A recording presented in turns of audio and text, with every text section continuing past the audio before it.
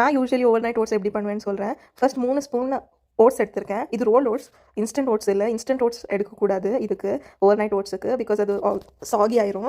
Oats எதில் measure பண்ணிங்களோ அதே ஸ்பூனில் 1 ஸ்பூன் சியா சீட்ஸ், அப்புறம் உங்களுக்கு தேவையான அளவுக்கு பால் and yoghurt, 1 spoon yoghurt, 1 spoon honey.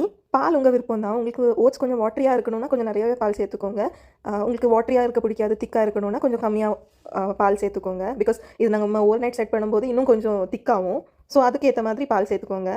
எனக்கு ரொம்ப திக்காக இருந்தால் பிடிக்காது, கொஞ்சம் வாட்டரியாக தான் இருக்கணும். ஸோ அதனால நான் அதுக்கேற்ற மாதிரி பால் சேர்த்துருக்கேன்.